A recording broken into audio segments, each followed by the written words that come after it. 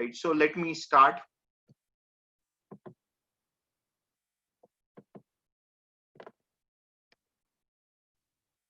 All right. So first, what the overview of the paper? What was expected? It was expected to be a lengthy paper with lot of reading. So if somebody is not good in reading it anyways, the person was not supposed to do well in CLAT, and the same thing happened. So paper was quite lengthy and lot of reading was required. So in total, we'll see how many passages were there. I have written that down. Legal and reasoning were moderate. Expected lines. Unexpected GK, general knowledge was unexpected and it was difficult. It would have been easy for someone who has habit of reading editorials, right? So someone reading editorials and getting into the deep down of any topic would have found it easy. Lot of questions from diplomatic affairs and finance and economics. So there were in total, I think, 7 passages, and 4 were from diplomatic affairs. So international affairs or the relationship of India with some other country, something of that sort. Another unexpected was QT, quantitative techniques, and this section was difficult for someone who is not good in maths, and even for someone who is good in mathematics, the person wouldn't have been able to solve all 15 questions in what we say we should give around 12 to 15 minutes to this section. The surprising part was mensuration, and I mean, nobody expected that they can give question from mensuration, but the one entire caselet, in fact, I should say out of 2 caselets were devoted to mensuration. So there was one caselet about a room size and different items like a chair and bed being kept, and you have to find the area of room and something of that sort. And then there was another one with respect to some semicircle and track one question. So yeah, the mensuration questions were there, and one question was from ratios and mixture of ratios and I must say percentage kind of concept, which was in the expected lines. The most disappointing part was sample papers which CLAT gave were illusionary in nature. These were very easy as compared to what actual CLAT was. I'm not saying that actual CLAT was very difficult. It was so different from what was expected. So that is why students found it a bit difficult, not in the terms of level, but in the terms of what they were expecting, right? So now my observations, what are the common sources from which they picked up the passages? The Hindu, I think 3 to 4 passages were from editorials of Hindu, 2 or 3 passages were from Indian Express, Times of India, NDTV, and the various blogs that you can find. So what I mean to say is that this is important for someone who is looking for CLAT, but now for this year it's gone. But this is my observation, and majority of the passages were from last 6 months. So obviously, if somebody has focused a lot on reading the editorials and the past 6 months newspaper, should have done well. Cutoff, I can only say that, trust me guys, you all have done better than what you are thinking. It was difficult in terms of level what we were expecting. It was same for everyone. So cutoff will definitely go down. Last year was very easy CLAT, and that was one of the easiest CLAT of all time. This was a moderate kind of CLAT, not the most difficult one, but definitely on a bit moderate to difficult side. Now this was the overview. Very quickly, English 30 questions, I think level was moderate.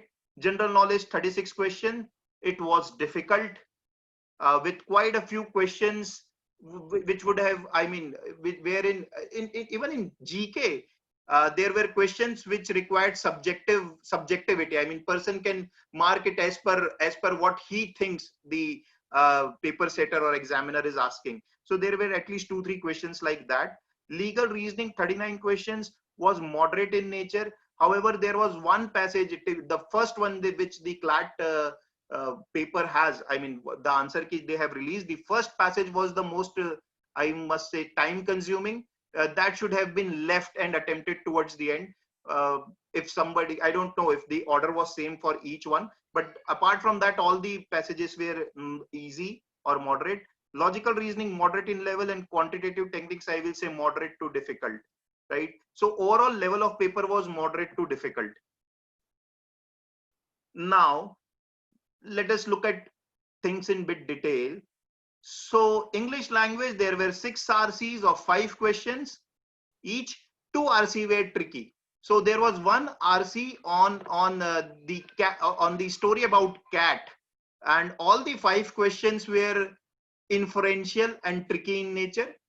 And there was another passage, I think it was on a court trial, about murder. Even that had questions which required some inferential reasoning. There were 2 to 3 passages which were very easy. All the questions were direct. There were questions on contextual vocab which were easy. So out of 20, out of 30, the maximum that one could have scored, I think the top 3, for the top 3, the ideal score would be 22 plus. For HNLU domicile, now it is very important for us, for the people of Chhattisgarh, because we have the advantage of domicile in HNLU. So that is why I have made a separate column, and this you will not find in the national analysis of career launcher, because they cannot give analysis for the domicile of each state. So for us here, it becomes very important. Yeah. Now, what I'm saying these marks, I'm also considering that this is the ideal time which we usually say we will give in this section. So if someone gives 25 minutes, then for top 3, 22 plus score is desirable. For HNLU, I will suggest that 16 plus kind of score is desirable, right? General knowledge, 7 passages total, 4 from diplomatic, 2 from finance and economic, and 1 from policy. And as far as the passages are concerned, they were on the expected lines. So NEP, I mean, sure shot, very high chances that the passage from the national education policy would come, and it came. Atmanirbhar, the passage came. Then there was passage from on UAE and Israel deal. So the passages and there was one passage from COVID, I think. So the passages of GK were in the expected lines, right? I think apart from one passage which was, I think, has to do with the RBI, most of the passages were on the expected lines, but the questions were not very easy. That's what made the things difficult. Ideal score for top 3, usually out of, say, how many, 36 marks in GK, usually we would have said that somebody aiming for top 3 colleges or Bangalore should aim for 27, 28 marks, but this paper was difficult, right? So 22 plus, if somebody is scoring, has done a decent job. Similarly for Raipur or HNLU, I have mentioned what can we expect here. And again, this is in 10 to 12 minutes, which we usually assign for general knowledge.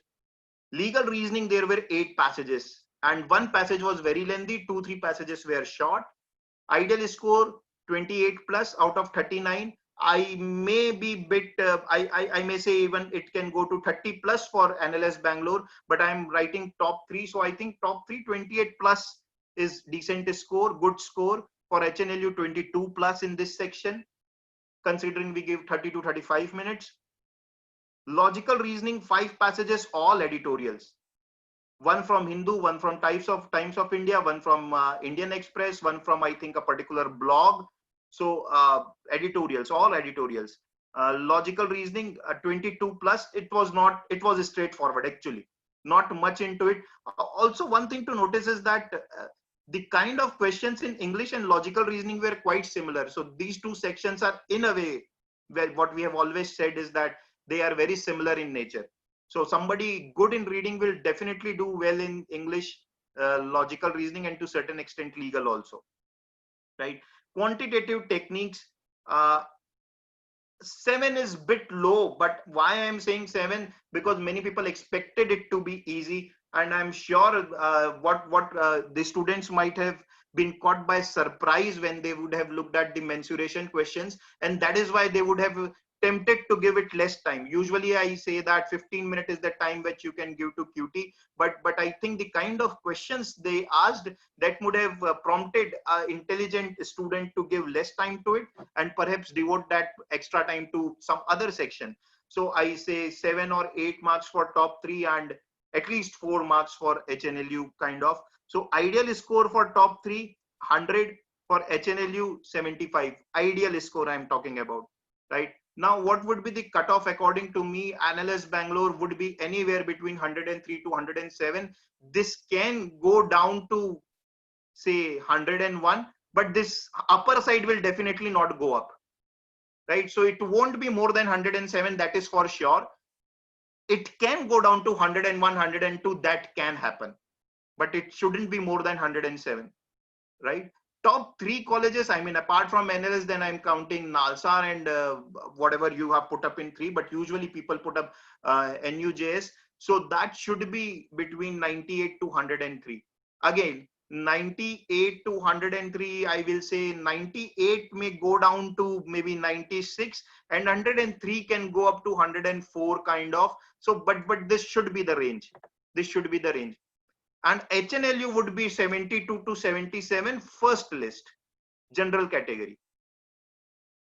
OBC for HNLU can be say around 65 marks first list, right? 65 marks first list. It's very difficult to predict what will be the cutoff for SC and ST, but yeah, this is what I believe should be the cutoff. Also, one thing to notice is that the gap between NLS Bangalore and Nalsar, and also take NUJS. So top three range will decrease. So last year, for example, NLS Bangalore closed at 165, and I think the top 3 college, the NUJS closed at around 156 or 157. So there was a gap of around 8 to 9 marks. This year, this gap won't be that much. It will be around 3 to 4 marks. Why I'm saying so? Because last year paper was of 200 marks. This year paper is of 150 marks. So that automatically scales down the range. That is one. And also this year, you know, the bunching of the students would be critical. I mean, there will be a lot of ties and legal scores will play important role. So I think around 58,000 students took the CLAT exam. I think around 70,000 filled up the form and 58,000 took up the exam and this is, I think, for combined PG and UG. So bunching would be there. So a lot of students at same marks would be there. And as we go down, usually the cutoff difference between NLS Bangalore, which is say 165 marks last year, and HNLU Raipur, which was 125 marks last year, is usually 40 marks. The year prior to that, again, it was around 40 marks. But that won't be the case this year.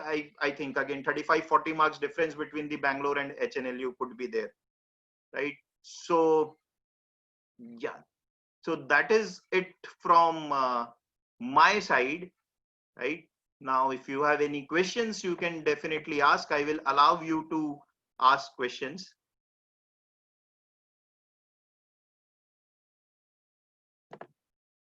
Yeah.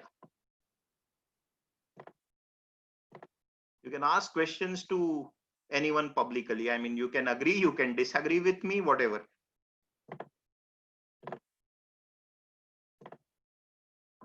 Yeah. Any observation, anything that those who wrote the exam will like to say?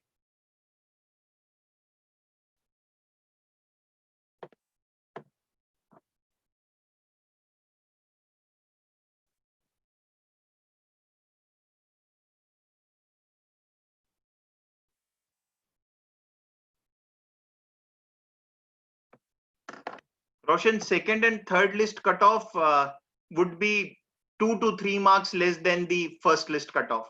These days, there is not much of gap between the first list and the third list. So usually 3 marks, 4 marks, and it gets over, right? See, HNLU cutoff is very difficult to predict, I tell you. Considering the kind of paper that CLAT has become, it is now more of a paper with Someone with good reading skills can crack it. And in general, people in Chhattisgarh, MP, and this belt, their reading skills not very great. So that could be one disadvantage. But I think 72 to 77, what I have uh, predicted, would be the first list cutoff, somewhere in between that. Won't be surprised if it is 72.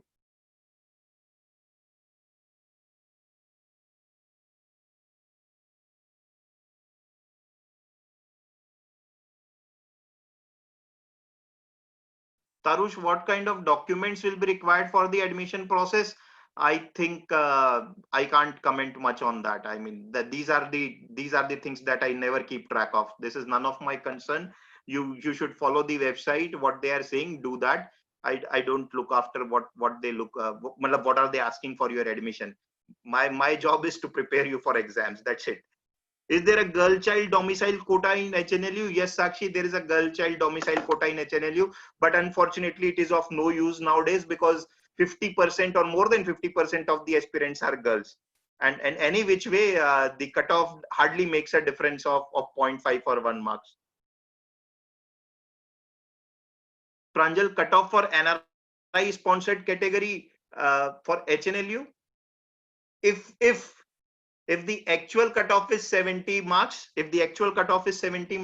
then maybe 15 marks less than that. 10 to 15 marks less than that, whatever the actual cutoff is.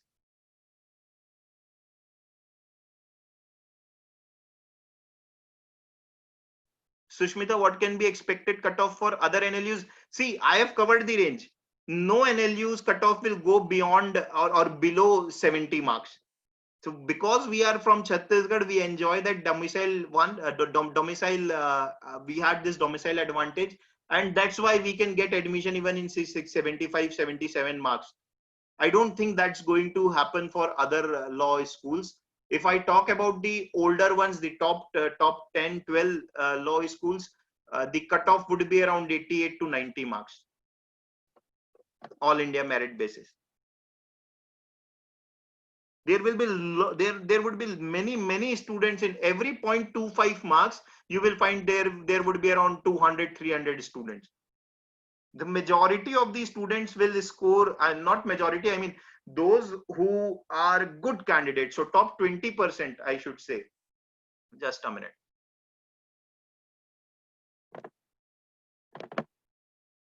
So I must say that top 20% of the student, they would they would be scoring. Top 20% is actually too high, but even then top 20% student would be anyways scoring more than 70% or 70 marks, and top 20% itself would constitute around 12,000 students.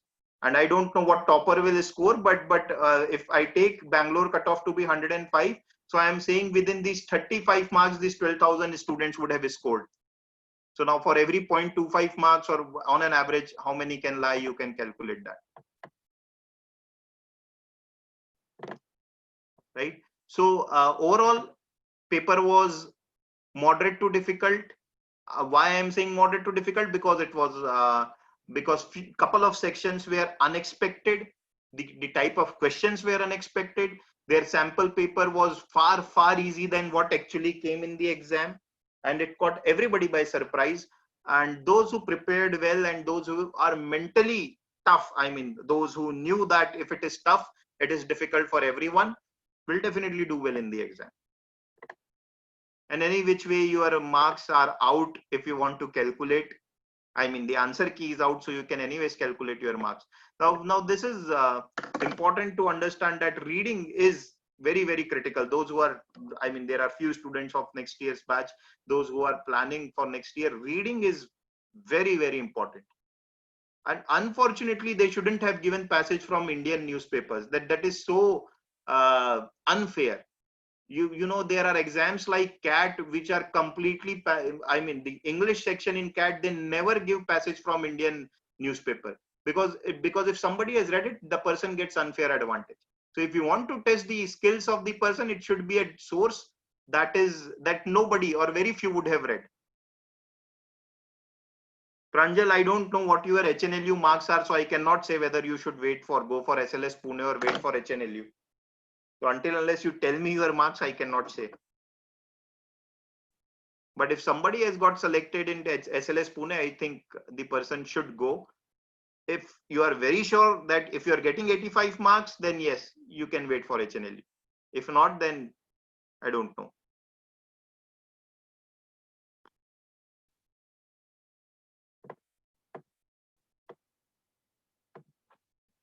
Right. Anything else anyone wants to ask, discuss?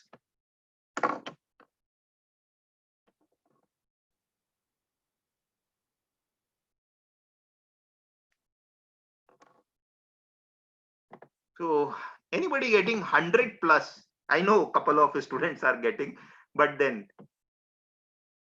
there might be few who have not told me that they are getting 100 plus.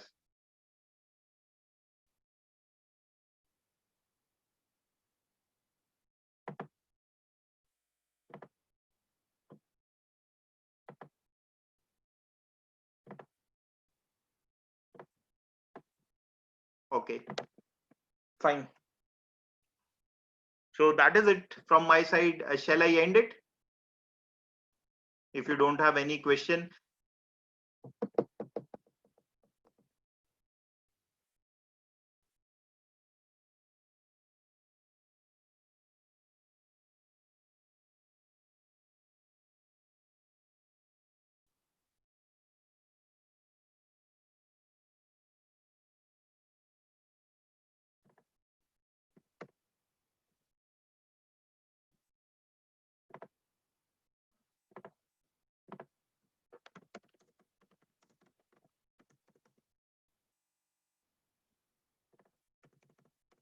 Right, you all can leave, guys.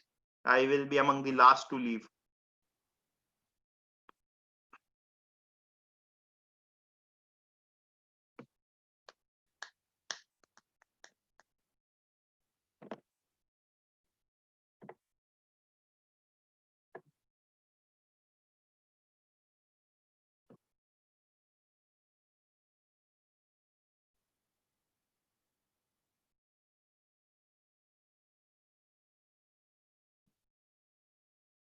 Shruti, no, I cannot comment anything on your attempts. Right, it depends on your accuracy. So what your accuracy is, that will determine your marks, isn't it? Not your attempts. So see, simple thing, whatever your usual accuracy is, same thing will happen here. Magic doesn't happen, right? So if you get 80% of your questions right normally, today also you will get around 80%, 77 to 82% kind of questions right. There is no magic, there is no curse that is going to happen today. So similar kind of accuracy you can expect, what you usually get.